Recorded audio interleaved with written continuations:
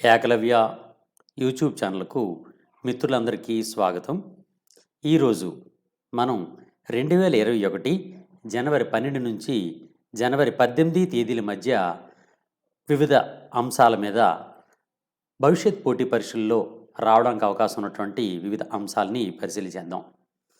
మిత్రులారా, ఎవరికైనా వాట్సాప్లో ఉచితంగా Ekalavya current affairs and current affairs related general studies magazine కావాలి అనుకుంటే 9949449941కు వాట్సాప్లో మీ పేరు, మీ అడ్రస్సు పంపించండి. ఈ వారం అంటే జనవరి 12, 18 తేదీల మధ్య జరిగినటువంటి వివిధ అంశాల మీద ఒకసారి మనం పరిశీలించేద్దాం.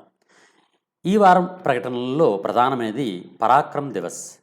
ఈ పరాక్రమ్ దివస్ గురించి ఇటీవల కాలంలో కేంద్ర ప్రభుత్వం సుభాష్ చంద్రబోస్ గారి యొక్క జన్మదినాన్ని పరాక్రమ్ దివస్గా ప్రకటించడం జరిగింది.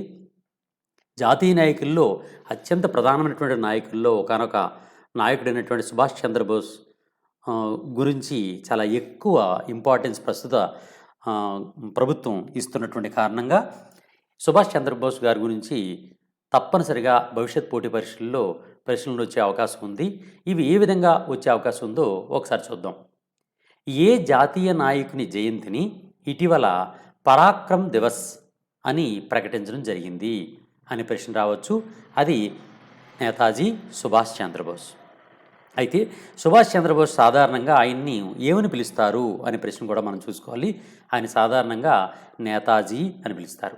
నేతాజీ సుభాష్ చంద్రబోస్ యొక్క జయంతి ఎప్పుడు నిర్వహించబడుతుంది అంటే జనవరి 23వ తేదీన ప్రతి సంవత్సరం కూడా ఈయన యొక్క జయంతి నిర్వహిస్తూ ఉంటారనమాట. అయితే ఇంతకీ నేతాజీ ఎప్పుడు జన్మించారు అని అంటే 1897 జనవరి 23వ తేదీన నేతాజీ సుభాష్ చంద్రబోస్ జన్మించడం జరిగిందనమాట. ఇక్కడ మనకి ప్రధానమైనటువంటి ఒక అంశాన్ని మనం ఎప్పుడు చెప్పుకోవాలి. అదేంటంటే 2021 జనవరి 23వ తేదీ నుంచి నేతాజీ యొక్క 125వ జయంతి వేడుకలు ప్రారంభించబడుతున్నాయి అన్నమాట. అది పశ్చిమ బెంగాల్ గవర్నమెంట్ అంటే రాష్ట్ర ప్రభుత్వం, అంతేకాకుండా కేంద్ర ప్రభుత్వం రెండు కూడా సంయుక్తంగా నేతాజీ యొక్క 125వ జయంతి వేడుకల్ని ప్రారంభించడం జరుగుతుంది. అందువలన 125వ జయంతి వేడుకలు కాబట్టి ఇది చాలా ప్రధానమైంది. నేతాజీ సుభాష్ చంద్రబోస్ యొక్క ఎన్నవ జయంతి వేడుకల్ని 2021 జనవరి 23న ప్రారంభించడం జరిగింది అని ప్రశ్న రావచ్చు. అది 125వ జయంతి వేడుకలు. అయితే నేతాజీ ఎక్కడ జన్మించారు అంటే కటక్లో జన్మించారు. నేతాజీ ఒక బుక్ కూడా రచించారు. ఆయన రచించినటువంటి ఆ పుస్తకం పేరు ది ఇండియన్ స్ట్రగుల్ అనే పుస్తకంలో ఈయన 1920 నుంచి 1942 మధ్యకాలంలో భారత జాతీయ కాంగ్రెస్ ద్వారా జాతీయ ఉద్యమం గురించి సమగ్రమైనటువంటి సమాచారాన్ని ఈయన మనకు అందించడం జరిగిందనమాట. అందువలన దానికి సంబంధించిన ప్రశ్న కూడా మనం ఒకసారి చూసుకోవాలి.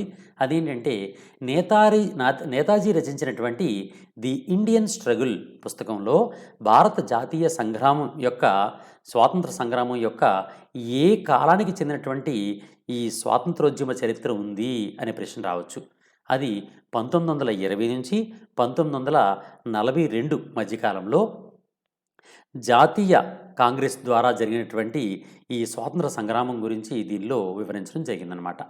నెక్స్ట్, స్వాతంత్ర సంగ్రామ కాలంలో నేతాజీ అనేక ప్రధానమైనటువంటి పిలుపులను ఇవ్వడం జరిగింది. అవి కూడా మనం తప్పనిసరిగా గుర్తుంచుకోవాలి. అవి ఒకసారి చూద్దాం. స్వాతంత్ర సంగ్రామ కాలంలో నేతాజీ ఇచ్చినటువంటి ప్రధానమైనటువంటి పిలుపు ఏది అని అంటే జై హింద్. మనం ఇప్పుడు సాధారణంగా మనం ప్రతి ఒక్క కార్యక్రమంలో కూడా జై హింద్ అని పేర్కొంటూ ఉంటాం. ఈ జై హింద్ అనేటటువంటి పిలుపుని మొట్టమొదట ఇచ్చినటువంటి వ్యక్తి మన నేతాజీ సుభాష్ చంద్రబోస్. అయితే ఈయన ఒక పత్రికను కూడా నడిపారు. ఆ పత్రిక పేరేంటి అంటే స్వరాజ్. నేతాజీ ప్రారంభించినటువంటి మరియు నడిపినటువంటి పత్రిక ఏది అంటే స్వరాజ్ అనే పత్రికని ఈ నేతాజీ నడపడం జరిగిందనమాట. మిత్రులారా, ఇంతవరకు జరుగుతున్నటువంటి తెలుగు రాష్ట్రాల్లో జరుగుతున్నటువంటి అన్ని పోటీ పరీక్షల్లో కూడా మన ఏకలవ్య నుంచే current affairs and current related general studies అన్నీ కూడా వస్తున్నటువంటి తరుణంలో 2020 యొక్క జనవరి 1వ తేదీ నుంచి 2020 డిసెంబర్ 31వ తేదీ వరకు ఉన్నటువంటి మొత్తం సమాచారాన్ని 2021 ఏకలవ్య ఇయర్ బుక్గా ఈ మధ్యకాలంలో విడుదల చేయడం జరిగింది. ఇవి తెలంగాణ మరియు ఆంధ్రప్రదేశ్లోని ప్రధానమైనటువంటి పుస్తకాల షాపుల్లో అంటే బుక్ షాప్స్లో ఉంటాయి. ఒకవేళ ఎవరికైనా కొరియర్లో కానీ రిజిస్టర్డ్ పోస్ట్లో కానీ ఈ బుక్ని పొందాలనుకుంటే 9949449941 నెంబర్కు ఫోన్పేలో ₹150 పంపించి దాని స్క్రీన్షాట్ అండ్ మీ యొక్క పూర్తి అడ్రస్ని 9949449941కి వాట్సాప్లో పంపించండి. తద్వారా మీకు కొరియర్లో కానీ లేకపోతే ఇండియన్ పోస్ట్లో కానీ మీ ఇంటికి ఈ బుక్ని పంపించడం జరుగుతుంది. నెక్స్ట్, ఇప్పుడు ఈ అంశంలోనే చూసుకున్నట్లయితే నేతాజీ సుభాష్ చంద్రబోస్ గారి గురించి చూసుకున్నట్లయితే నేతాజీ సుభాష్ చంద్రబోస్ యొక్క 123వ జయంతిని పురస్కరించుకొని భారత ప్రభుత్వం ఆయన స్మృత్యర్థం ఒక దేవాలయాన్ని నిర్మించింది.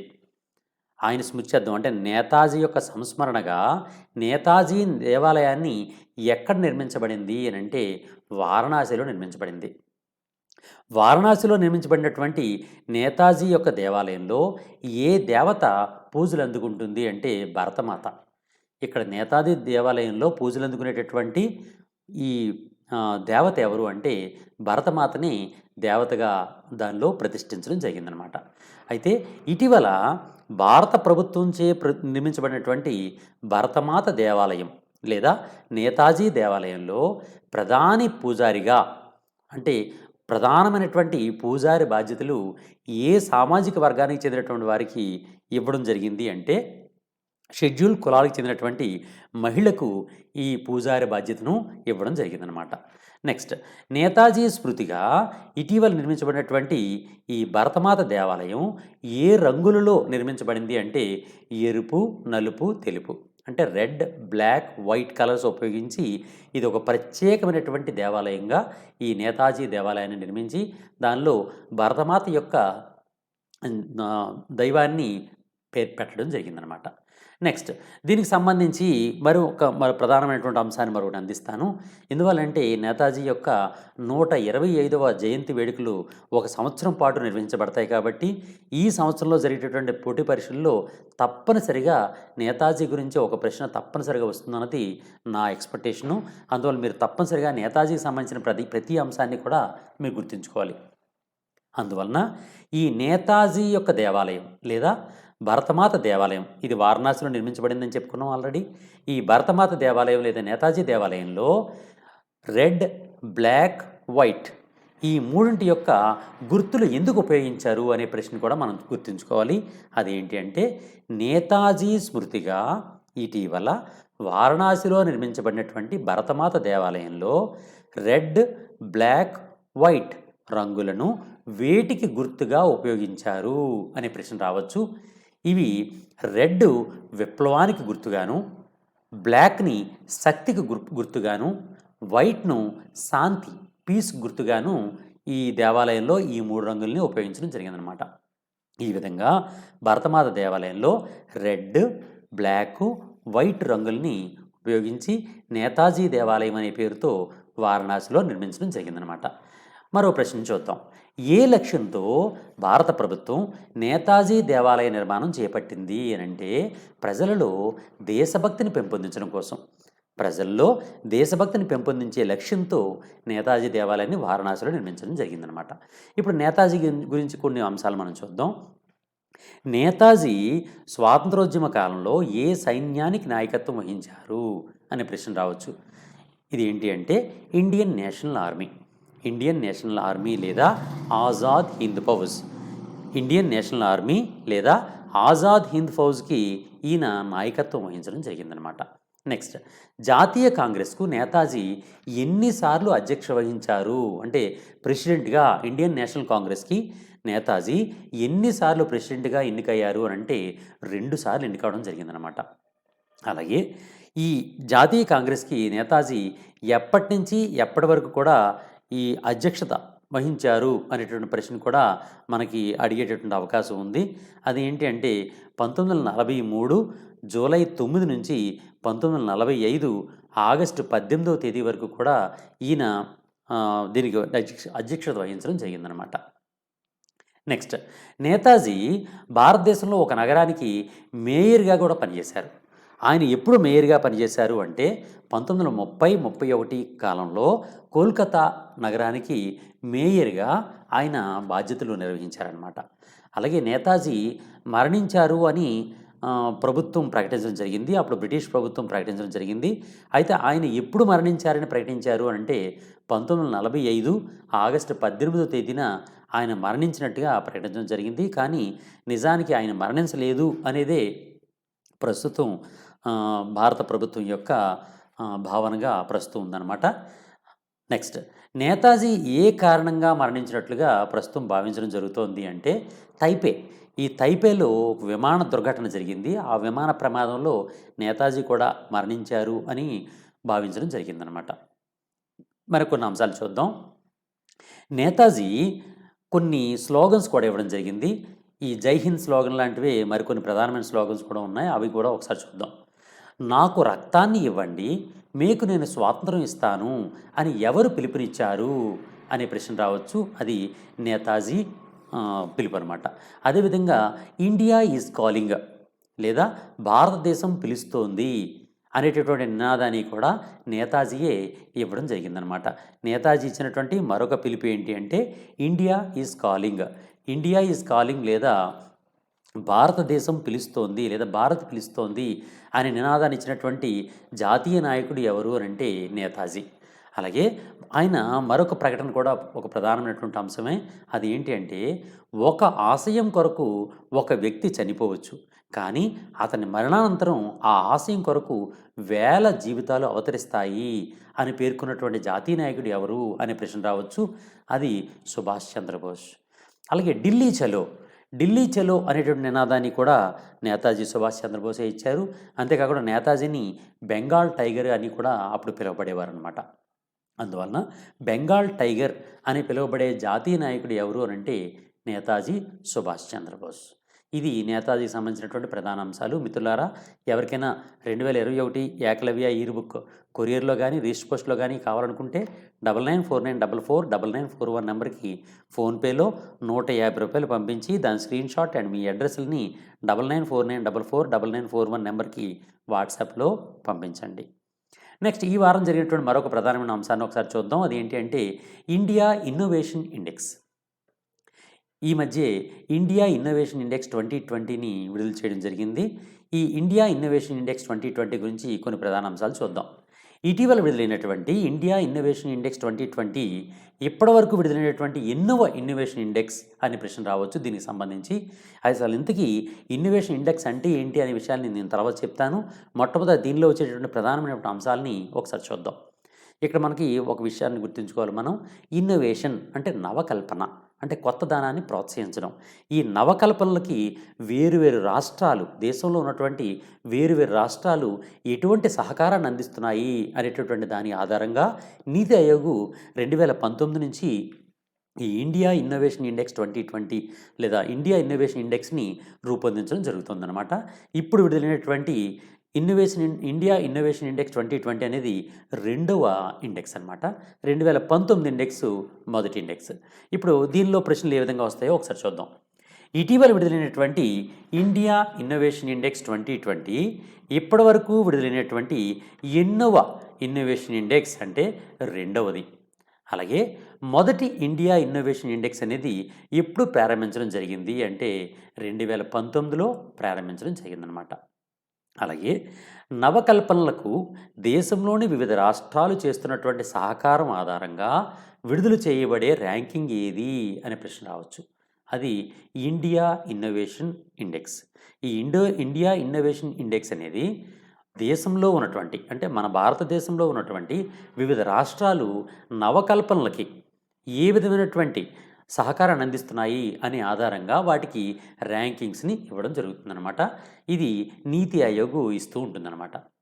అయితే ఇక్కడ మనకు ప్రధాన అంశం ఏంటి అంటే ఇండియా ఇన్నోవేషన్ ఇండెక్స్ 2020లో మొదటి 10 స్థానాలని మీకు అందిస్తాను. దీనిలో ప్రధానంగా మీరు ఒక 5 గుర్తుంచుకోండి. కానీ మనం తెలుగు రాష్ట్రాలకు సంబంధించిన వాళ్ళం కాబట్టి తెలంగాణకి ఏ రాష్ట్రం ఏ ర్యాంక్ వచ్చింది, అలాగే ఆంధ్రప్రదేశ్ యొక్క ర్యాంక్ ఎంత అనే విషయాలు మాత్రం తప్పనిసరిగా గుర్తుంచుకోవాలి. ఇవి కాకుండా 5 స్థానాలు మాత్రం తప్పనిసరిగా గుర్తుంచుకోండి. ఇండియా ఇన్నోవేషన్ ఇండెక్స్లో మొదటి 10 స్థానాలు మీకు ఇస్తున్నాను. అది ఏంటంటే దీనిలో మొట్టమొదటి స్థానం ఎవరికి లభించింది అంటే కర్ణాటక రాష్ట్రానికి ఫస్ట్ ప్లేస్ వచ్చింది. మహారాష్ట్ర రెండవ స్థానంలోకి వచ్చింది. లాస్ట్ టైము తమిళనాడు రెండవ స్థానంలో ఉండేది. ఇప్పుడు మహారాష్ట్ర రెండవ స్థానానికి రావడం జరిగిందనమాట. అలాగే మూడవ స్థానంలో తమిళనాడు ఉంది. నాలుగవ స్థానంలో తెలంగాణ ఉంది. ఇక్కడ ఇది మనకి ప్రధానమైన అంశం గుర్తుంచుకోండి. తెలంగాణ రాష్ట్రం అనేది ఇండియా ఇన్నోవేషన్ ఇండెక్స్ 2020లో ఏ స్థానంలో నిలిచింది అనే ప్రశ్న చాలా చాలా ఇంపార్టెంటు. అది 4వ స్థానం. అలాగే 5వ స్థానంలో కేరళ ఉంది. 6వ స్థానంలో హర్యానా ఉంది. 7వ స్థానంలో ఆంధ్రప్రదేశ్ ఉంది. ఇప్పుడు ఆంధ్రప్రదేశ్ సంబంధించినటువంటి విద్యార్థులందరూ కూడా ఈ ఆంధ్రప్రదేశ్ అనేది ఇండియా ఇన్నోవేషన్ ఇండెక్స్లో 7వ స్థానంలో నిలిచింది అనే విషయాన్ని మనం తప్పనిసరిగా గుర్తుంచుకోవాలి. అలాగే 8వ స్థానంలో గుజరాత్ నిలవగా, 9వ స్థానంలో ఉత్తరప్రదేశ్, 10వ స్థానంలో పంజాబ్. ఈ ఈ 10 స్థానాలు కూడా ఇండియా ఇన్నోవేషన్ ఇండెక్స్లో వచ్చినటువంటి ర్యాంకింగ్స్ అనమాట. 10 స్థానాల్లో నిలిచినటువంటి వివిధ రాష్ట్రాలు. ఇప్పుడు ఇండియా ఇన్నోవేషన్ ఇండెక్స్ అనే దాన్ని ఎవరు విడుదల చేస్తారు అనే ప్రశ్న కూడా మనం ఇవ్వడం జరిగింది. అది నీతి ఆయోగ్ సంస్థ. అయితే ఇక్కడ మనం ఇండియా ఇన్నోవేషన్ ఇండెక్స్ గురించి మాట్లాడుకుంటున్నాం కాబట్టి అసలు ఇండియా ఇన్నోవేషన్ ఇండెక్స్ రావడానికి ప్రధానమైన కారణం ఏంటి అంటే గ్లోబల్ ఇన్నోవేషన్ ఇండెక్స్. ప్రపంచవ్యాప్తంగా వివిధ దేశాలు వేరు దేశాలు నవకల్పనలకు అంటే ఇన్నోవేషన్కి ఇస్తున్నటువంటి సహకారం ఆధారంగా ప్రతి సంవత్సరం ఒక ఇండెక్స్ విడుదల చేయబడుతూ ఉంటుంది. ఆ ఇండెక్స్ పేరే గ్లోబల్ ఇన్నోవేషన్ ఇండెక్స్. ఇది ప్రశ్న రూపంలో కూడా ఇవ్వడం జరిగింది. ప్రపంచవ్యాప్తంగా వివిధ దేశాలు నవకల్పనలకు ఇస్తున్నటువంటి సహకారం ఆధారంగా విడుదల చేయబడే ఇండెక్స్ ఏది అని అంటే గ్లోబల్ ఇన్నోవేషన్ ఇండెక్స్. అయితే ఈ గ్లోబల్ ఇన్నోవేషన్ ఇండెక్స్ని ఎవరు విడుదల చేస్తారు అనేది కూడా మనం ప్రధానంగా గుర్తుంచుకోవాలి. ఆల్రెడీ ఒక పాయింట్ మీకు చెప్పాను. అదేంటి అంటే ఇండియా ఇన్నోవేషన్ ఇండెక్స్ని ఎవరు విడుదల చేస్తారు అని అంటే నీతి ఆయోగ్ విడుదల చేస్తూ ఉంటుంది. అలాగే ఈ గ్లోబల్ ఇన్నోవేషన్ ఇండెక్స్ అనే దాన్ని ఎవరు విడుదల చేస్తారు అనేటటువంటిది కూడా మనం తప్పనిసరిగా గుర్తుంచుకోవాలి. ఈ గ్లోబల్ ఇన్నోవేషన్ ఇండెక్స్ను కార్నెల్ యూనివర్సిటీ అండ్ ఇన్సీడ్ అనే సంస్థ, అదేవిధంగా వరల్డ్ ఇంటెలెక్చువల్ ప్రాపర్టీ ఆర్గనైజేషన్ అనే 3 సంస్థలు కలిపి ఈ గ్లోబల్ ఇన్నోవేషన్ ఇండెక్స్ని విడుదల చేస్తూ ఉంటాయన్నమాట.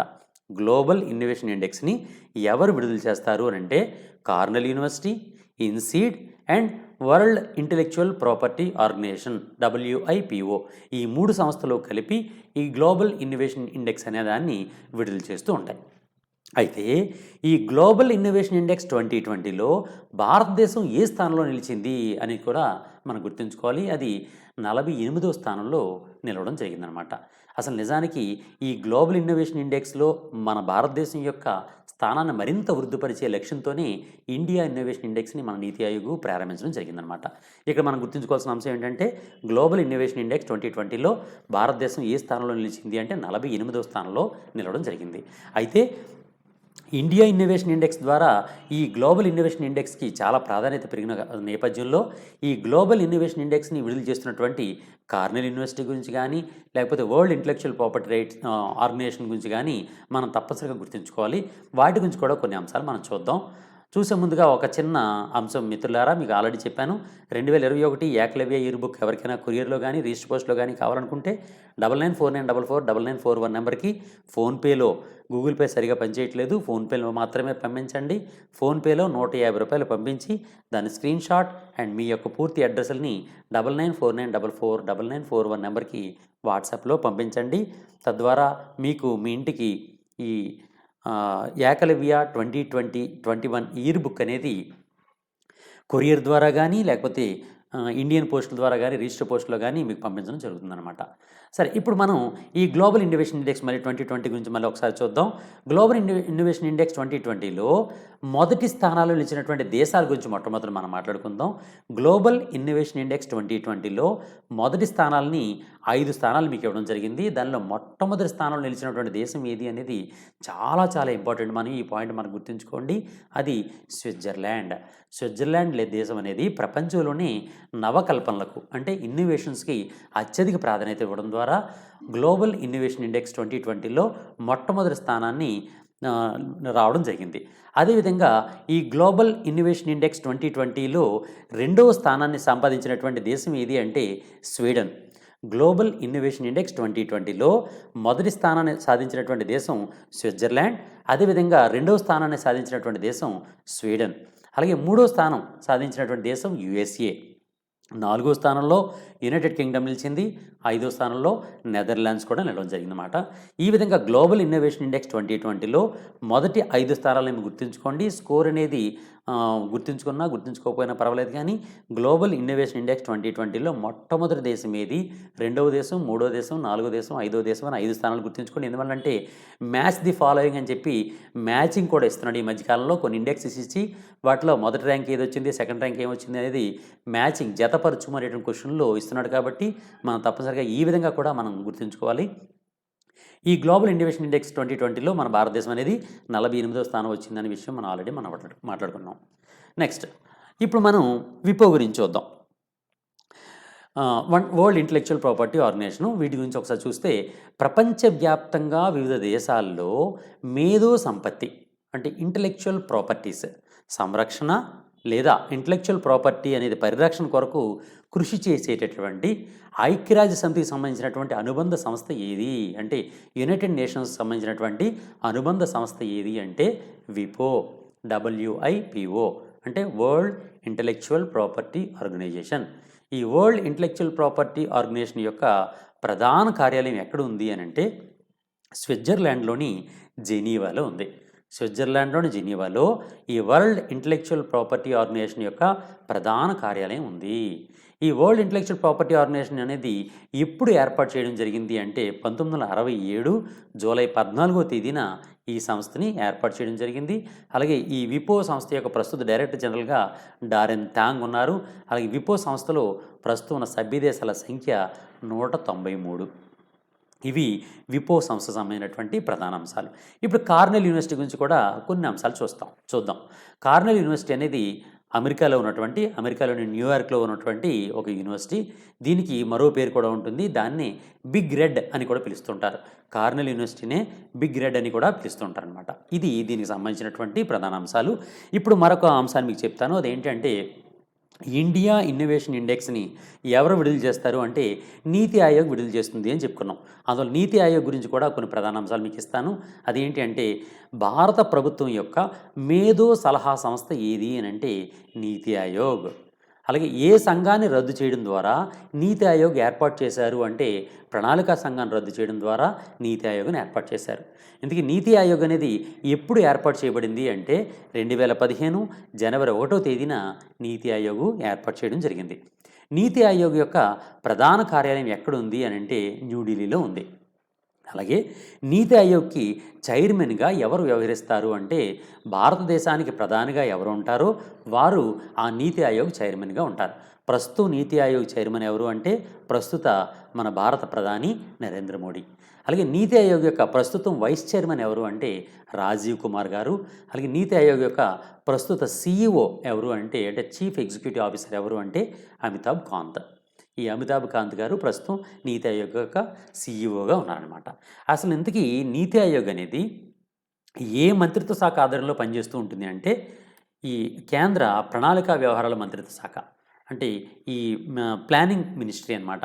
ఈ కేంద్ర ప్రణాళికా వ్యవహారాల మంత్రిత్వ శాఖ ఆధ్వర్యంలో నీతి ఆయోగ్ అనేది పనిచేస్తూ ఉంటుంది. అయితే నీతి ఆయోగ్కి తన విధానాలు రూపొందించడం కోసం ఒక ప్రత్యేకమైనటువంటి ఒక సూత్రాన్ని పెట్టుకోవడం జరిగింది. గతంలో ప్రణాళికా సంఘం అనేది ప్రతి పంచవర్ష ప్రణాళిక అనేవారు. పంచ అంటే 5 సంవత్సరాలకి ఒక ప్లాన్ ఏర్పాటు చేయడం కోసం పంచవర్ష ప్రణాళిక ఏర్పాటు చేసేదే ప్రణాళికా సంఘం అని ఉండేది. అయితే నీతి ఆయోగ్ అనేది అలా కాకుండా ఒక ప్రత్యేకమైన సూత్రం ఆధారంగా ఇది పనిచేస్తూ ఉంటుంది. ఆ సూత్రం పేరేంటి అంటే 15-year road map, 7-year vision, strategy and action plan అనే సూత్రం ఆధారంగా నీతి ఆయోగ్ పనిచేస్తూ ఉంటుందన్నమాట. 15-year రోడ్ ప్లాన్, దీని రోడ్ ప్లాను 15 సంవత్సరాలకు ఏర్పాటు చేస్తుంది. 7 సంవత్సరాల్లో దాని విజన్ ఏ విధంగా ఏర్పాటు చేయాలి, స్ట్రాటజీ ఏ విధంగా ఉండాలి, యాక్షన్ ప్లాన్ కార్యశీలత ఏ విధంగా ఉండాలనే దాన్ని నిర్ధారిస్తూ ఉంటుందన్నమాట. ఈ విధమైనటువంటి సూత్రంతో నీతి ఆయోగ్ అనేది పనిచేస్తూ ఉంటుందన్నమాట. ఇది నీతి ఆయోగ్కి సంబంధించినటువంటి ప్రధాన అంశాలు. ఇప్పుడు మరొక అంశాన్ని చూద్దాం మిత్రులారా. ఏకలవ్య ఇయర్ బుక్ కావాలనుకున్న వాళ్ళు 9949449941 నెంబర్కి ఫోన్పేలో 150 పంపించండి. దాని స్క్రీన్ షాట్ అండ్ మీ అడ్రస్ని మాకు వాట్సాప్లో పంపించండి. మరొక అంశం చూద్దాం. అదేంటంటే G7 సమావేశంలో పాల్గొనున్న భారత ప్రధాని. G7 group of 7. ఈ గ్రూప్ ఆఫ్ 7 సమావేశం అనేది అతి త్వరలో బ్రిటన్లో సమ్మర్ హాలిడేస్లో అంటే సమ్మర్లో నిర్వహించబడుతూ ఉంటుందన్నమాట. ఈ సమ్మర్లో బ్రిటన్లో ఈసారి జరగబడుతూ ఉంటుంది. ఆ జరిగేటటువంటి అంటే బ్రిటన్లో జరిగేటటువంటి G7 సమావేశానికి భారత ప్రధానిని మన బ్రిటన్ ప్రధాని ఆహ్వానించడం జరిగిందనమాట.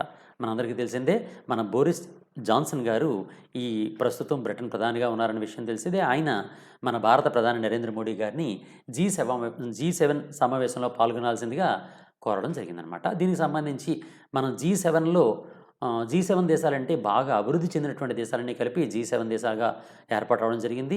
ఇది చాలా ప్రపంచంలో అతి ప్రధానమైనటువంటి గ్రూప్స్‌లో ఒకానొకనటువంటి గ్రూపు. అందువలన దీనికి సంబంధించి మన భారతదేశానికి దీని యొక్క ఆహ్వానం రావడం అనేది చాలా గర్వపడాల్సినటువంటి అంశం.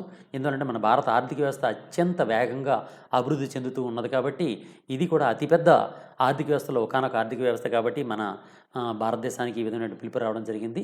అందువలన వచ్చే భవిష్యత్ పోటీ పరీక్షల్లో ఈ G7 గురించి మనకు తప్పనిసరిగా ప్రశ్నలు వచ్చే అవకాశం ఉంది.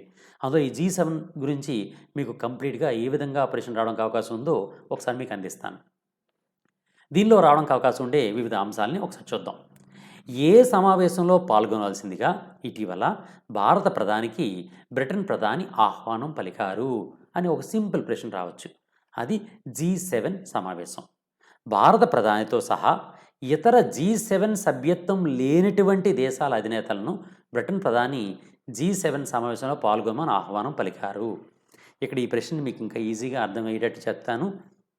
సాధారణంగా G7 సమావేశం అనేది G7 సమూహంలో ఉన్నటువంటి దేశాలకు మాత్రమే దీనిలో పాల్గొనడానికి అవకాశం ఉంటుంది. కానీ ఈ సంవత్సరం బ్రిటన్ ప్రధాని ఒక ప్రత్యేకమైనటువంటి స్ట్రాటజీని అవలంబిస్తూ చైనాకు చెక్ పెడుతూ మిగిలినటువంటి దేశాలన్నీ కూడా ఒక గ్రూపుగా ఏర్పడాలి అనేటువంటి లక్ష్యంతో ఈయన ప్రత్యేకమైనటువంటి ఆహ్వానాన్ని పలకడం జరిగింది.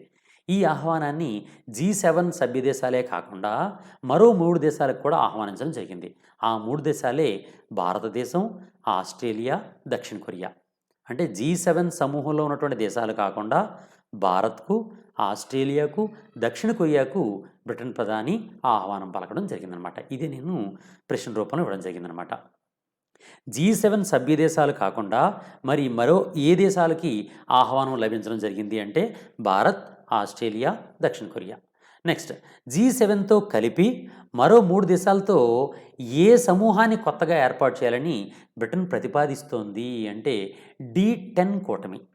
D10 కూటమి అంటే G7+3 కలిపి D10 గ్రూప్ అనే దాన్ని ఏర్పాటు చేయాలి అని బ్రిటన్ ప్రతిపాదన చేస్తోంది. దీనిలో G7 దేశాలు అలాగే 3 ప్రధాన దేశాలైనటువంటి భారత్, ఆస్ట్రేలియా, దక్షిణ కొరియాలని కూడా కలిపి D10గా ఏర్పాటు చేయాలని బ్రిటన్ ప్రతిపాదన చేస్తోందన్నమాట. నెక్స్ట్ ఇందుకీ ఈ D10 ఈ కొత్తగా ఏర్పాటు చేసినటువంటి D10 కూటమిలో సభ్య దేశాలుగా ఏ దేశాలు ఉంటాయి అని అంటే G7 దేశాల గురించి మనం ఆల్రెడీ మాట్లాడుకున్నాం. ఈ G7 దేశాలు అంతేకాకుండా భారత్, ఆస్ట్రేలియా, దక్షిణ కొరియా ఈ 3 దేశాలు కలిపి D10 కూటమిగా ఏర్పాటు చేయాలని భావించడం జరుగుతుందన్నమాట. ఇప్పుడు ఒకసారి మనం G7 గురించి కొన్ని అంశాలు మనం చూద్దాం. G7 యొక్క పూర్తి పేరు ఏం పేరు అంటే గ్రూప్ ఆఫ్ 7. ఈ గ్రూప్ ఆఫ్ 7లో ఉన్నటువంటి దేశాలు ఏవి అని అంటే Canada, France, Germany, Italy, Japan, UK and USA. Canada, France, Germany, Italy, Japan, UK, USA అని 7 దేశాలు కూడా G7 దేశాలుగా ఉన్నాయి. నిజానికి రష్యా కూడా చేరి G8 సమూహంగా ఏర్పడింది. కానీ తర్వాత కాలంలో కొన్ని కారణాల వలన, అంతర్జాతీయ కారణాల వలన రష్యాను సస్పెండ్ చేయడం వలన తిరిగి ఇది G8 నుంచి G7గా మారిపోవడం జరిగిందనమాట. ప్రస్తుతం G7 దేశాల యొక్క ప్రపంచంలో ఉండే స్థానాన్ని గమనించినట్లయితే ప్రపంచ నికర సంపదలో వీటి యొక్క మొత్తం సంపద 58% ఉంది. మొత్తం మీద $317 ట్రిలియన్ G7 యొక్క మొత్తం దేశాల సంపదగా ఉంది. అలాగే ప్రపంచ స్థూల జీడిపిలో 46% ఈ G7 దేశాలే ప్రాతినిధ్యం వహిస్తున్నాయి. అంతేకాకుండా ఈ G7కి ఈ 7 దేశాలే అంటే 7 దేశాలే కాకుండా అబ్జర్వర్ స్టేటస్ పరిశీలక దేశంగా లేదా పరిశీలక హోదా కలిగినటువంటి సంస్థ లేదా దేశం ఏది అంటే యూరోపియన్ యూనియన్ అనేది ఒక దేశంగా దీనికి పరిశీలక హోదాని పొందడం జరిగిందనమాట. నిజానికి యూరోపియన్ యూనియన్లో వేరు వేరు దేశాలు ఉన్నప్పటికీ కూడా ఇది ఒక ఆర్గనైజేషన్గా ఈ G7లో పరిశీలక హోదాను కలిగి ఉందన్నమాట. అయితే G7 అనేది అతి త్వరలో బ్రిటన్‌లో సమావేశం ఏర్పాటు చేస్తున్నారని చెప్పాం. అయితే G7 అనేది మొట్టమొదటి సమావేశం ఎప్పుడు ఏర్పాటు చేశారు అంటే 1975 నవంబర్ 15 నుంచి 17 మధ్యకాలంలో ఈ G7 యొక్క మొట్టమొదటి సమావేశం అనేది జరగడం జరిగిందనమాట. అయితే అతి త్వరలో G7 సమావేశం ఎక్కడ నిర్వహించబడుతోంది అంటే బ్రిటన్‌లో ఈ G7 సమావేశం అనేది నిర్వహించబడుతుంది. అయితే బ్రిటన్‌లో నిర్వహించబడేటటువంటి 2021 G7 సమావేశం అనేది ఎన్నవ సమావేశము అంటే ఇప్పటివరకు జరిగినటువంటి ఎన్నో సమావేశం అంటే 47వ సమావేశం. బ్రిటన్‌లో జరిగేటటువంటి అతి త్వరలో జరిగేటువంటి సమావేశం అనేది ఇప్పటివరకు జరిగినటువంటి ఎన్నో సమావేశము అనంటే 47వ సమావేశం అనమాట.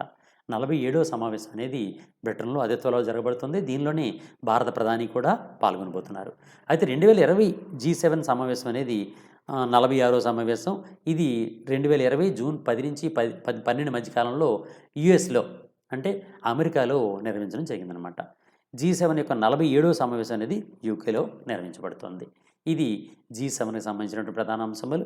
అంతేకాకుండా G7 సమావేశాల్లో పాల్గొస్తున్నటువంటి లేదా ప్రస్తుతం ఉన్నటువంటి దేశాధినేతల గురించి కూడా మేము ఇవ్వడం జరిగింది. అవి ఏంటి అంటే కెనడా, దాని రాజధాని ఏంటి, అధ్యక్షుడు ఎవరు, ప్రధాని ఎవరు, ప్రస్తుతం ఎవరెవరు అనే దాన్ని G7 దేశాలకు మొత్తం అందరికీ ఇవ్వడం జరిగింది. ఎందువల్లంటే మన ప్రధాని అతి త్వరలో G7 సమూహంలో పాల్గొంటున్నారు కాబట్టి ఈ G7 దేశాలు కూడా అతి ప్రధానమైనటువంటి దేశాలు కాబట్టి దీనికి సంబంధించినటువంటి దాని రాజధాని ఏంటి, అధ్యక్షులు ఎవరు, ప్రధాని ఎవరు అనే అంశాన్ని కూడా మనం తప్పనిసరి గుర్తుంచుకోవాలి. కెనడా రాజధాని ఒట్టావా, అధ్యక్షుడు జూలీ పయెట్టే.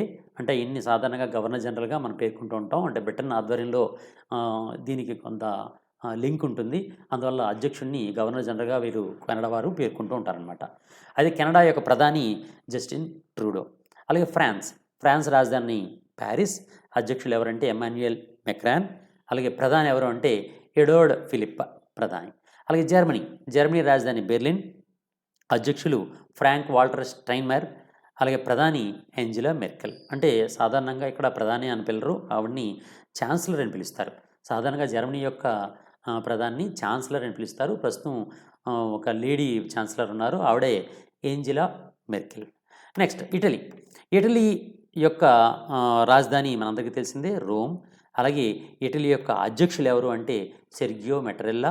అలాగే ప్రధాని ఎవరు అంటే గ్యూసెప్పే కాంటే. అలాగే జపాన్ యొక్క రాజధాని టోక్యో. అలాగే దీని యొక్క ప్రస్తుతం అంటే రాష్ట్రపతి అంటే అక్కడ చక్రవర్తి ఉంటారు అక్కడ, ఎందుకంటే రాజవంశం అది పరిపాలిస్తూ ఉంటుంది. ప్రస్తుత చక్రవర్తి పేరు నరుహిటో.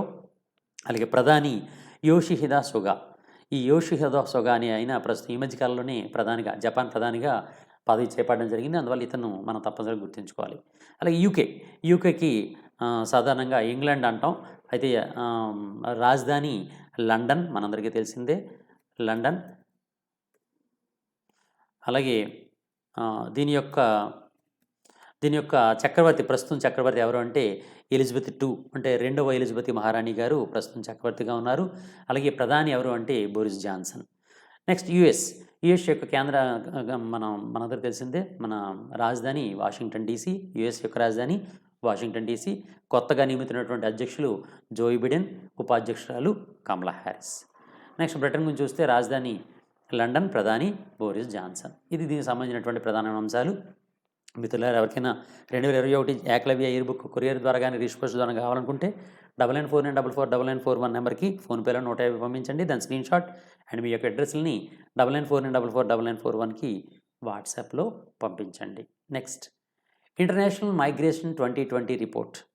ఇది జస్ట్ 2 days బ్యాక్ మాత్రమే రిలీజ్ అవ్వడం జరిగింది. అది ఇంటర్నేషనల్ మైగ్రేషన్ 2020 రిపోర్ట్. అంటే ప్రపంచవ్యాప్తంగా ఒక దేశంలో ఉన్నటువంటి వ్యక్తి మరో దేశానికి పని గురించి కానీ లేకపోతే వేరే కారణాల గురించి కానీ వెళ్ళిపోతే దాన్ని ప్రావాసము అని పిలుస్తారు. అంటే ఒక దేశానికి చెందిన వ్యక్తి మరో దేశంలో నివసిస్తూ ఉంటే అతను నాన్ రెసిడెంట్ పర్సన్ అని పిలుస్తారు. ఆ నాన్ రెసిడెంట్ పీపుల్ అనేవారు ఏ విధమైనటువంటి పరిస్థితుల్లో ఉన్నారు, ఏ దేశానికి సంబంధించిన వాళ్ళు ఎక్కువగా ఉన్నారు, ఏ దేశంలో ఎక్కువగా ఉన్నారు అనే అంశాల మీద ఈ మధ్య కాలంలోనే ఐక్యరాజ్య సమితి ఈ నివేదికని జస్ట్ 2 రోజుల క్రితం మాత్రమే ఈ నివేదికను రూపొందించడం జరిగింది. ఈ ఇంటర్నేషనల్ మైగ్రేషన్ 2020 రిపోర్ట్లో అత్యధికంగా మైగ్రేషన్ చేసినటువంటి లేదా ప్రవాసంలో ఉన్నటువంటి ప్రజలు ఏ దేశానికి సంబంధించిన వారు అంటే భారతదేశానికి సంబంధించిన వాళ్ళు. అందువలన మనం ఈ రిపోర్ట్‌ను మనం తప్పనిసరిగా గుర్తుంచుకోవాలి. ఎందువల్లంటే అత్యధికంగా మైగ్రేషన్ ఉన్నటువంటి లేదా ప్రవాసంలో ఉన్నటువంటి పౌరులు అత్యధికంగా కలిగినటువంటి దేశం ఏది అంటే భారతదేశం. అందువలన మనమే ఫస్ట్ పొజిషన్‌లో ఉన్నాం కాబట్టి ఈ రిపోర్టు మనకి ఇంపార్టెంట్. దీనికి సంబంధించి ఏ విధమైన ప్రశ్నలు రావడానికి అవకాశం ఉందో ఒకసారి చూద్దాం. ఇటీవల విడుదలైనటువంటి ఇంటర్నేషనల్ మైగ్రేషన్ 2020 ప్రకారం ప్రపంచవ్యాప్తంగా ఏ దేశానికి చెందిన పౌరులు వేరే దేశాలకు ఎక్కువగా ప్రవాసం చెందారు అనంటే భారతదేశం. అంటే మన దేశానికి చెందినటువంటి వాళ్ళే అత్యధికంగా ఈ ప్రవాసం వేరే దేశాలకి వెళ్ళడం జరిగిందనమాట. ఇటీవల విడుదలైనటువంటి ఇంటర్నేషనల్ మైగ్రేషన్ 2020 రిపోర్ట్ ప్రకారం 2020 సంవత్సరంలో 2020 సంవత్సరం నాడికి భారతదేశానికి చెందినటువంటి ఎంతమంది పౌరులు వేరే దేశాల్లో ప్రవాసంలో ఉన్నారు అంటే 18 మిలియన్ల మంది. 18 మిలియన్ల మంది వేరే దేశాల్లో నివసిస్తున్నారు మన భారతీయులు అనేది ఇంటర్నేషనల్ మైగ్రేషన్ 2020 రిపోర్ట్లో తెలియజేయడం జరిగింది. అందువల్ల ఇది మనం తప్పనిసరిగా గుర్తుంచుకోవాలి. నెక్స్ట్, ఇటీవల విడుదలైనటువంటి ఇంటర్నేషనల్ మైగ్రేషన్ 2020 రిపోర్ట్ ప్రకారం భారతదేశానికి చెందినటువంటి పౌరులు అత్యధికంగా ఏ దేశంలో ఉన్నారు? మన భారతీయ పౌరులే అత్యధికంగా మైగ్రేషన్ ఉన్నారనే విషయం మనం ఆల్రెడీ చెప్పుకున్నాం. అయితే మన భారతీయులు 18 మిలియన్ల మందిలో అత్యధికంగా ఏ దేశానికి వెళ్ళారు అంటే UAE, United Arab Emirates. United Arab ఎమిరేట్స్కి అత్యధికంగా మన భారతీయులు ప్రవాసం చెందడం జరిగింది. ఇక్కడ మనకి ఒక అంశాన్ని మీకు అందిస్తాను. ఇది ఎందుకంటే మొదటి 3 స్థానాలని మీకు అందిస్తాను ఈ రిపోర్ట్లో. అవి ఏంటి అంటే ఇంటర్నేషనల్ మైగ్రేషన్ 2020 రిపోర్ట్ ప్రకారం భారతదేశానికి చెందినటువంటి పౌరులు అత్యధికంగా ప్రవాసం చెందిన దేశాలు ఏంటంటే మొదటి స్థానంలో యుఏఈ ఉంది. సుమారు 3.5 మిలియన్ల మంది భారతీయులు యుఏఈలో నివసిస్తున్నారు. అలాగే రెండో స్థానంలో సౌదీ అరేబియా ఉంది. సుమారు 2.5 మిలియన్ల మంది మన భారతీయులు సౌదీ అరేబియాలో నివసిస్తున్నారు. మూడవ స్థానంలో యుఎస్ఏ ఉంది, యునైటెడ్ స్టేట్స్ ఆఫ్ అమెరికా. దీనిలో కూడా ఇంచుమించుగా 2.5 మిలియన్ల మంది మన భారతీయులు నివసించడం జరుగుతుందన్నమాట. అయితే ఇక్కడ మరొక అంశాన్ని కూడా మీకు అందిస్తాను. అదేంటంటే ఈ మైగ్రేషన్ కారణంగా అక్కడ వర్క్ చేస్తూ మన దేశానికి మళ్ళీ డబ్బు పంపిస్తున్నటువంటి కారణంగా అత్యధికంగా లాభపడిన దేశం కూడా భారతదేశమే. ఎప్పటి నుంచి ఎప్పటిదాకా అంటే 2000 సంవత్సరం నుంచి 2020 సంవత్సరానికి ఈ పౌరులు మైగ్రేషన్ అవుతున్నటువంటి పీపుల్ యొక్క జనాభా సుమారు 3 పెరిగిందని ఈరోజు విడుదలైనటువంటి ఐక్యరాజ్యసమితి ఇంటర్నేషనల్ మైగ్రేషన్ 2020 రిపోర్ట్ తెలియజేసింది. అయితే దీని మీద ప్రశ్న ఏ విధంగా వస్తుంది అంటే ఇటీవల విడుదలైనటువంటి ఇంటర్నేషనల్ మైగ్రేషన్ 2020 రిపోర్ట్ ప్రకారం 2000 నుంచి 2020 మధ్యకాలంలో పౌరులు వివిధ దేశాలకు ప్రవాసం చెందడం వలన అత్యధికంగా లాభపడిన దేశం ఏది అనే ప్రశ్న రావచ్చు. అది భారతదేశము. అలాగే ఇటీవల విడుదలైనటువంటి ఇంటర్నేషనల్ మైగ్రేషన్ 2020 రిపోర్ట్ ప్రకారం 2000-2020 మధ్యకాలంలో పౌరులు వివిధ దేశాలకు ప్రవాసం చెందడం వలన భారతదేశం ఎంత లాభపడింది అంటే సుమారు $10 మిలియన్ల. $10 మిలియన్ల వరకు కూడా వాళ్ళు సంపాదించి మన ఇండియాకి పంపించడం జరిగిందనమాట. నెక్స్ట్, ఏకలవ్య ఇయర్ బుక్ కావాల్సిన వాళ్ళు ఇంతకుముందు చెప్పినట్టుగానే స్క్రీన్ షాట్ తీసి మీ అడ్రస్ని, పూర్తి అడ్రస్ పంపించండి. మిత్రులారా, ఈ మధ్యకాలంలో కొంతమంది మాకు ఫోన్ ద్వారా కానీ వాట్సాప్లో కానీ కొన్ని మెసేజ్లు పెడుతున్నారు. మాది చాలా రూరల్ ఏరియా, అందువల్ల మాకు పంపిస్తారా లేదా అని మీరు అడుగుతున్నారు చాలామంది. మేము తప్పనిసరిగా పంపించే అవకాశం ఉంది. ఎందువల్లంటే ఇండియన్ పోస్ట్లో రిజిస్టర్ పోస్ట్ చేస్తాం కాబట్టి మీకు తప్పనిసరిగా వచ్చే అవకాశం ఉంటుంది. కాకపోతే మీరు ఇండియన్ పోస్ట్లో పంపించండి అని మెసేజ్ మాకు ఇస్తే మేము కంపల్సరీగా మీ ఇండియన్ పోస్ట్లోనే రిజిస్టర్ పోస్ట్లో పంపించడం జరుగుతుందన్నమాట. దానికి ఎటువంటి ఛార్జీలు కూడా మేము తీసుకోం.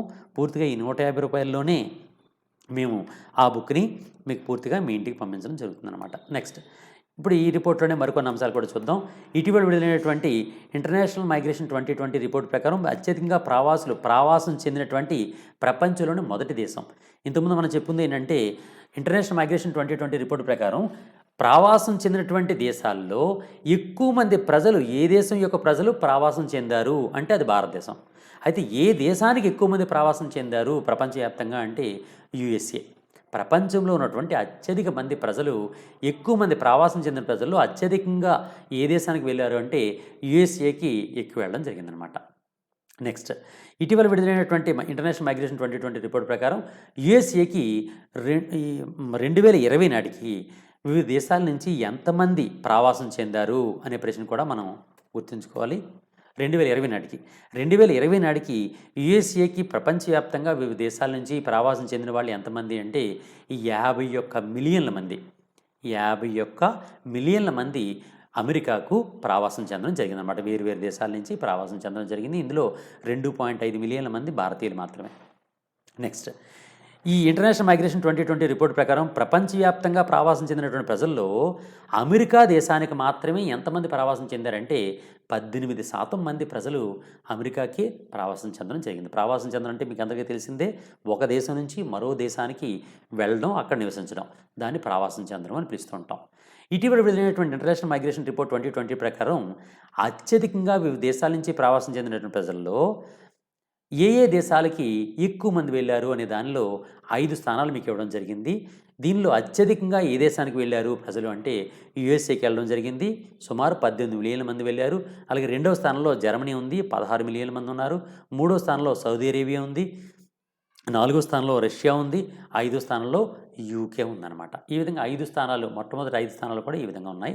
నెక్స్ట్, ఇటీవల విడుదలైనటువంటి ఇంటర్నేషనల్ మైగ్రేషన్ 2020 రిపోర్ట్ ప్రకారం వివిధ దేశాల నుంచి ప్రపంచవ్యాప్తంగా ప్రవాసం చెందినటువంటి ప్రజలు ఎంతమంది ఉన్నారు ఈ విధంగా అంటే 281 మిలియన్ల మంది 2020 నాటికి వేరు దేశాల్లో ప్రవాసం చెందడం జరిగిందనమాట. అది మొత్తం ప్రపంచ జనాభాలో 3.6%. అంటే 2020 నాటికి ప్రపంచవ్యాప్తంగా వేరు దేశాల్లో నివసిస్తూ ప్రవాస జీవితం గడుపుతున్నటువంటి ప్రజల యొక్క సంఖ్య మొత్తం ప్రపంచ జనాభా చూస్తే ఎంత శాతంగా ఉంది అంటే 3.6% ఉందన్నమాట. ఇది ఇంటర్నేషనల్ మైగ్రేషన్ రిపోర్ట్ 2020 యొక్క ప్రధానమైనటువంటి అంశాలు, భవిష్యత్ పోటీ పరీక్షల్లో రావడానికి అవకాశం ఉన్నటువంటి ప్రధాన అంశాలు. ఇప్పుడు మరొక అంశాన్ని ఒకసారి చూద్దాం. మీకు ఎవరికైనా ఈ బుక్ కావాలనుకుంటే ఇందాక నేను చెప్పినట్టుగా ఫాలో అవ్వండి. నెక్స్ట్, ఈ మధ్యకాలంలోనే మరొక ఎయిర్ ఫోర్స్ ఎక్సర్సైజ్ కూడా నిర్వహించడం జరుగుతుంది అతి త్వరలో. అదేంటి అంటే డిజర్ట్ నైట్ 21 అనేటటువంటి ఎయిర్ ఫోర్స్ ఎక్సర్సైజ్ నిర్వహించబడుతున్నాయి. ఈ ఎయిర్ ఫోర్స్ ఎక్సర్సైజ్ అనేవి ఎక్కడ నిర్వహించబడుతున్నాయి, ఎవరితో నిర్వహించబడుతున్నాయి అనే అంశాలని ఒకసారి చూద్దాం. ఈ మధ్యకాలంలో మిలిటరీ విన్యాసాల గురించి తప్పనిసరిగా ఒక ప్రశ్న వస్తుంది కాబట్టి మనం తప్పనిసరిగా ఈ అంశాన్ని గుర్తుంచుకోవాలి. ఇటీవల భారతదేశం ఏ దేశంతో సంయుక్తంగా డిజర్ట్ నైట్ 21 పేరుతో వాయుసేనా విన్యాసాలు నిర్వహిస్తోంది అని అంటే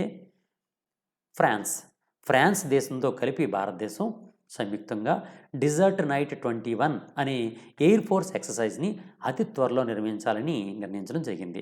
అయితే ఈ డిజర్ట్ నైట్ 21 విన్యాసాలు అనేవి ఎక్కడ నిర్వహించబడతాయంటే మన రాజస్థాన్లోని జోధ్పూర్లో ఈ డిజర్ట్ నైట్ 2021 అనే విన్యాసాలు భారతదేశానికి ఫ్రాన్స్కి మధ్య నిర్వహించబడతాయి. అయితే నిజానికి ఈ భారత్ ఫ్రాన్స్ దేశాల మధ్య నిర్వహించబడేటువంటి వాయుసేన విన్యాసాలకు ఒక పేరు ఉంది.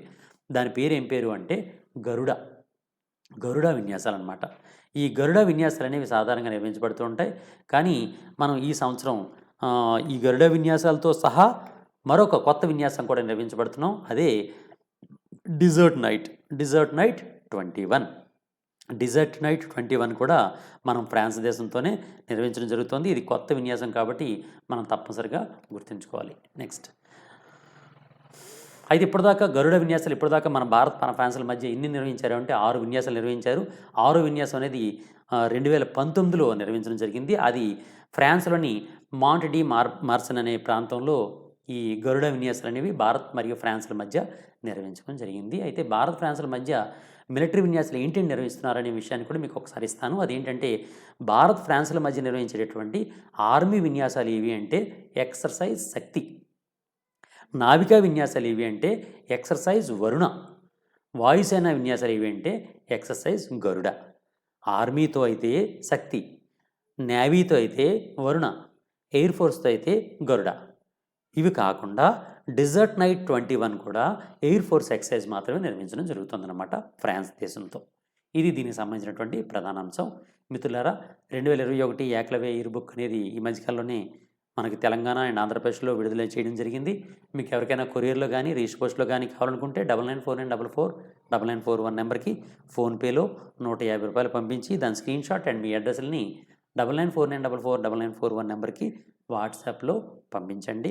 మీ ఇంటికి కొరియర్లో కానీ లేకపోతే రిజిస్టర్ పోస్ట్లో కానీ మేము పంపిస్తాం. నెక్స్ట్, మరొక ప్రధాన అంశం చూద్దాం. ఈ వారంలో జరిగినటువంటి మరొక ప్రధాన ఇండెక్స్ చూద్దాం. అదేంటి అంటే global fire power index 2021.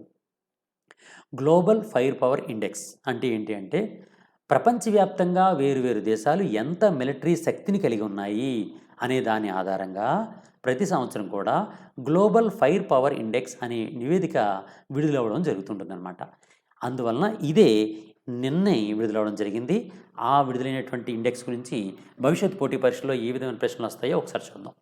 Global fire power index 2021 వివిధ దేశాలు కలిగిన మిలిటరీ శక్తి అంటే మిలిటరీ పవర్ ఆధారంగా ఏ ఇండెక్స్ విడుదల చేయబడుతుంది అంటే గ్లోబల్ ఫైర్ పవర్ ఇండెక్స్. ఈ గ్లోబల్ ఫైర్ పవర్ ఇండెక్స్ అనేది మిలిటరీ పవర్ ఆధారంగా తయారు చేస్తూ ఉంటారన్నమాట. ఇటీవల విడుదలైనటువంటి గ్లోబల్ ఫైర్ పవర్ ఇండెక్స్ 21లో భారతదేశం ఎన్నో అతిపెద్ద మిలిటరీ శక్తి కలిగిన దేశంగా నిలిచింది అని అంటే 4వ దేశం. దీనిలో మొట్టమొదటి స్థానాన్ని ఏ దేశం పొందింది అంటే యుఎస్ఏ. మనందరికీ తెలిసిందే అమెరికా అనేది ఈ గ్లోబల్ ఫైర్ పవర్ ఇండెక్స్ 21లో అతి పెద్ద దేశంగా, అతి ఎక్కువ మిలిటరీ శక్తి కలిగినటువంటి దేశంగా నిలవడం జరిగింది. అలాగే ఇంతకీ ఈ గ్లోబల్ ఫైర్ పవర్ ఇండెక్స్ 21లో ఎన్ని దేశాలకు స్థానం వచ్చింది అంటే 138 దేశాలకి స్థానం ఇవ్వడం జరిగింది. ఈ గ్లోబల్ ఫైర్ పవర్ ఇండెక్స్ 21లో మొదటి 5 స్థానాలని మీకోసం ఇవ్వడం జరిగింది. అవి మొదటి స్థానంలో యుఎస్ఏ, రెండవ స్థానంలో రష్యా, మూడవ స్థానంలో చైనా, 4వ స్థానంలో భారత్, 5వ స్థానంలో జపాన్ నిలవడం జరిగింది. మనం ముఖ్యంగా చైనాను గుర్తుంచుకోవాలి. ఎందువలంటే అది మన రైవల్ కంట్రీగా ఉంది కాబట్టి అది 3వ స్థానంలో ఉంది చైనా. భారతదేశం 4వ స్థానంలో ఉంది. పాకిస్తాన్ 10వ స్థానంలో ఉంది. ఇది ఒకవేళ ఇన్ కేసు గుర్తుంచుకోవాలనుకుంటే అది కూడా గుర్తుంచుకోండి. నేను దీనిలో నోట్ చేయలేదు కానీ గ్లోబల్ ఫైర్ పవర్ ఇండెక్స్ 21లో 10వ స్థానంలో పాకిస్తాన్ నిలవడం జరిగిందనమాట. ఇది దీనికి సంబంధించినటువంటి ప్రధాన అంశాలు. నెక్స్ట్ మిత్రులారా, ఎవరికైనా సరే 2021లో తెలంగాణ మరియు ఆంధ్రప్రదేశ్లో అతి త్వరలో నోటిఫికేషన్లు వస్తున్నాయనే విషయం మీ అందరికీ తెలిసిందే.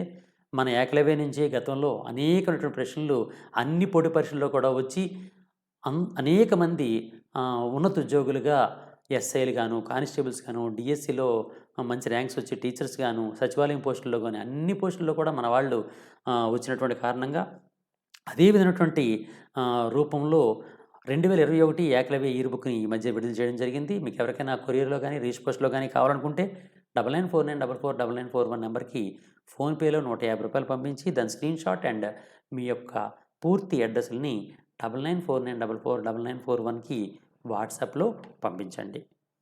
మీకు ఎవరైనా సరే మీకు ఎవరికైనా వాట్సాప్లో ఈ మ్యాగజైన్ ఫ్రీగా పంపించాలి అనుకుంటే తప్పనిసరిగా మీరు 9949449941 నెంబర్కి వాట్సాప్లో మీ పేరు, మీ డీటెయిల్స్ పంపించండి. మేము ఎన్రోల్ చేసుకుంటాం, అప్డేట్స్ మీకు ఇస్తూ ఉంటాం. ఇది ఏకలవ్య ఇయర్ బుక్ యొక్క మొదటి పేజీ. దీనిలో వ్యవసాయ చట్టాల గురించి కానీ, హ్యూమన్ డెవలప్మెంట్ ఇండెక్స్ గురించి కానీ, కరోనా గురించి కానీ, తెలుగు రాష్ట్రాల్లో వచ్చినటువంటి కొత్త ప్రధాన న్యాయమూర్తుల గురించి కానీ, 15వ ఆర్థిక సంఘం నివేదిక కానీ, అలాగే నూతనంగా నియమించబడినటువంటి నియామకం పొందినటువంటి ప్రధాన సమాచార కమిషనర్ యొక్క నియామకం గురించి కానీ, బీహార్ ఎన్నికల గురించి కానీ, నోబెల్ బహుమతుల గురించి కానీ, times person of the year గురించి కానీ, ఇవన్నీ కూడా. అంతేకాకుండా అతి ప్రధానమైన అంశం ఈ సంవత్సరం జరిగింది, 2020లో జరిగింది ఏంటంటే బ్యాంకింగ్ సంస్కరణ జరిగింది. ఈ అనేకమైనటువంటి బ్యాంకుల్ని మిళితం చేయడం జరిగింది. అందువల్ల బ్యాంకింగ్ సంస్కరణలో, భారతదేశంలో బ్యాంకింగ్ సంస్కరణ గురించి పూర్తి సమాచారాన్ని దీనిలో ఇవ్వడం జరిగిందనమాట. ఇది దీనికి సంబంధించినటువంటి అంశం. మీకు ఎవరికైనా ఈ బుక్ కావాలనుకుంటే 9949449941కి ₹150 పంపించి ఫోన్పేలో దాని స్క్రీన్ షాట్ మీ అడ్రస్ని పంపించండి. ఈ బుక్ యొక్క ఇండెక్స్ ఇది. దీనిలో ఇండెక్స్లు, నివేదికలు, దినోత్సవాలు, అవార్డులు, రివార్డులు, నియామకాలు, మిలిటరీ విన్యాసాలు, జాతీయ అంశాలు, అంతర్జాతీయ అంశాలు, ఆర్థిక అంశాలు, పాలిటీ అంశాలు, సైన్స్ అండ్ టెక్నాలజీ, సమావేశాలు, వార్తల ప్రదేశాలు, వార్తల వ్యక్తులు, క్రీడా అంశాలు, ఆంధ్రప్రదేశ్ అంశాలు, తెలంగాణ అంశాలు, ఇలా అన్ని అంశాలు కూడా చేసాం. దీనిలో ప్రాక్టీస్ పేపర్ కూడా చేర్చడం జరిగింది. దీనికి సంబంధించి ఎవరికైనా కావాలనుకుంటే మమ్మల్ని సంప్రదించండి. All the best. శీఘ్రమే ఉద్యోగ ప్రాప్తిరస్తు. మిత్రులారా, 2019లో మనకి జనవరి 6న ఆంధ్రప్రదేశ్ కానిస్టేబుల్ ఎగ్జామ్ జరిగింది. దానిలో కూడా పూర్తిగా మన ప్రశ్నలు రావడం జరిగింది. మీరు ఒకసారి గమనించినట్లయితే ఆ ప్రశ్నలు కూడా మీకు చాలా వేగంగా మీకు అందిస్తాను. అది చూడండి ఒకసారి. దానిలో ఒకసారి మీరు చూస్తే ఒక ప్రశ్నని మనం గమనించవచ్చు. జిమెక్స్ 18 అనేది క్రింది వానలో ఏంటి అనే ప్రశ్న ఇచ్చారు. దీన్ని ఏకలవ్య ఇయర్ బుక్లో 69వ పేజీలో ఇవ్వడం జరిగింది. అంటే లాస్ట్ ఇయర్ విడుదల చేసినటువంటి ఇయర్ బుక్లో. అలాగే దీనిలో బ్రిక్స్ గురించి ఇవ్వడం జరిగింది. బ్రిక్స్ గురించి ఏకలవ్య ఇయర్ బుక్లో 149వ పేజీలో ఇవ్వడం జరిగింది లాస్ట్ ఇయర్ బుక్లో. అదేవిధంగా 21 అక్టోబర్ 2018 ప్రత్యేకత ఏంటి అని క్వశ్చన్ అడిగాడు. మనం ఏకలవ్య ఇయర్ బుక్లో 23వ పేజీలో దాని గురించి సమాచారాన్ని ఇవ్వడం జరిగింది. అలాగే స్వీడిష్ అకాడమీ 2018 సంవత్సరానికి సాహిత్యంలో నోబెల్ ప్రైజ్ని వాయిదా వేయడానికి కారణం ఏంటి అనే ప్రశ్న అడిగింది, అనే క్వశ్చన్ అడగడం జరిగింది. ఇది లాస్ట్ ఇయర్ ఇయర్ బుక్లో 43వ పేజీలో ఆన్సర్ ఇవ్వడం జరిగింది. అంతేకాకుండా మీరు చూసినట్లయితే నెక్స్ట్ క్వశ్చన్లో క్రింది వాటిని జతపరచుమని చెప్పి అస్సాం రాష్ట్ర కేరళ రాయబారి ఎవరు, రోడ్డు భద్రతా ప్రచారక రాయబారి ఎవరు, బిఎస్ఎన్ఎల్ బ్రాడ్ రాయబారి ఎవరు, ఇలా రాయబారి గురించి ఇచ్చారు. దీనికి సంబంధించి మ్యాగజైన్లో 163వ పేజీలో దీనికి సంబంధించినటువంటి సమాచారాన్ని ఇవ్వడం జరిగింది. అలాగే 2018 ఏషియన్ గేమ్స్ యొక్క మస్కెట్ ఏంటి అని అడిగేటప్పుడు దానికి సంబంధించి ఇయర్ బుక్లో 176వ పేజీలో దీనికి సంబంధించిన అంశాన్ని పూర్తిగా ఇవ్వడం జరిగింది. అదేవిధంగా 2018 గ్లోబల్ అగ్రికల్చరల్ లీడర్షిప్ అవార్డును ఆంధ్రప్రదేశ్ ముఖ్యమంత్రికి అప్పటి ముఖ్యమంత్రి చంద్రబాబు నాయుడు గారికి ఏ విభాగంలో అందుకున్నారు అనేటువంటి ప్రశ్న ఇచ్చాడు. అది 12 నెలల మ్యాగజైన్లో 42వ పేజీలో మనకు ప్రత్యేకంగా ఒక హెడ్డింగ్ పెట్టి మరీ క్లియర్గా దానికి సంబంధించిన అంశాన్ని, పూర్తి అంశాన్ని మీకు ఇవ్వడం జరిగింది. అలాగే మరో ప్రశ్న మరి చూసినట్లయితే department of industrial policy and promotion వారు జూలై 2018లో ఇచ్చినటువంటి ర్యాంకింగ్ ప్రకారం ఈజ్ ఆఫ్ డూయింగ్ బిజినెస్లో ప్రథమ, ద్వితీయ స్థానాలు పొందినటువంటి రాష్ట్రాలు వరుసగా ఏవి అని ప్రశ్న ఇచ్చాడు. ఏకలవ్య ఇయర్ బుక్లో మీరు గమనించినట్లయితే 16వ పేజీలో డైరెక్ట్గా మొదటి స్థానం ఆంధ్రప్రదేశ్, రెండో స్థానం తెలంగాణ, మూడో స్థానం హర్యానా, ఇన్ని టోటల్గా ఒక టేబుల్ ఫామ్లో మీకు ఇవ్వడం జరిగింది. ఇప్పుడు కూడా మీకు అదే విధంగా ఇస్తున్నాను. నెక్స్ట్ మరో ప్రశ్న మరి చూసినట్లయితే KISGని విస్తరించండి అని ప్రశ్నించాడు. అంటే అది ఖేలో ఇండియా స్కూల్ గేమ్స్ గురించి, అది పూర్తిగా ఖేలో ఇండియా స్కూల్ గేమ్స్ గురించి మీకు ప్రత్యేకంగా మన ఏకలవ్య ఇయర్ బుక్లో 74వ పేజీలో ఇవ్వడం జరిగింది. అంతేకాకుండా నెక్స్ట్ మరో ప్రశ్న మనం గమనించినట్లయితే జూన్ 2018లో ఒక గుహలో చిక్కున్నటువంటి థాయ్ ఫుట్బాల్ టీం పేరు ఏమిటి అనే ప్రశ్నని ఇవ్వడం జరిగింది. మీకు అందరికీ ఒకసారి మీరు చూసినట్లయితే ఏకలవ్య ఇయర్ బుక్లో 98వ పేజీలో మీకు క్లియర్గా ఇవ్వడం జరిగింది. వైల్డ్ బోర్స్ ఫుట్బాల్ జట్టు అనే ప్రశ్నని డైరెక్ట్గా మీకు ఇచ్చాం, ఇక్కడ మీరు గమనించవచ్చు. నెక్స్ట్ మరొక అంశం, ఈ విధంగా మనం చూసినట్లయితే ఈ 6/1/2019 రచించినటువంటి ఆంధ్రప్రదేశ్ కానిస్టేబుల్ ప్రశ్నపత్రంలో ఉన్నటువంటి 56 నుంచి 82 ప్రశ్నలే కాకుండా 176 నుంచి 200 వరకు సుమారుగా 59 ప్రశ్నల వరకు కూడా మన current affairs and current related general studies ప్రశ్నలే డైరెక్ట్గా రావడం జరిగింది. అందువల్ల మీరు ఎవరైనా ప్రిపేర్ అవుతున్నప్పుడు పోటీ పరీక్షల్లో వచ్చే ప్రతి మార్కు కూడా మన జీవితాన్ని మారుస్తుంది అనే విషయం మీ అందరికీ తెలిసిందే. అందులో మీ అందరూ కూడా ప్రస్తుత నోటిఫికేషన్ వస్తున్నటువంటి తరుణంలో శాస్త్రీయంగా ప్రశ్నాపత్రాన్ని రూపొందించే ఎగ్జామినర్ యొక్క ఆలోచనలకు అనుగుణంగా రూపొందించినటువంటి మెటీరియల్ని చదివి అత్యధిక మార్కులు సంపాదించి ఉన్నత ఉద్యోగులుగా రూపొందగలరని కోరుకుంటూ ఆల్ ది బెస్ట్. శీఘ్రమే ఉద్యోగ ప్రాప్తిరస్తు. Thank you.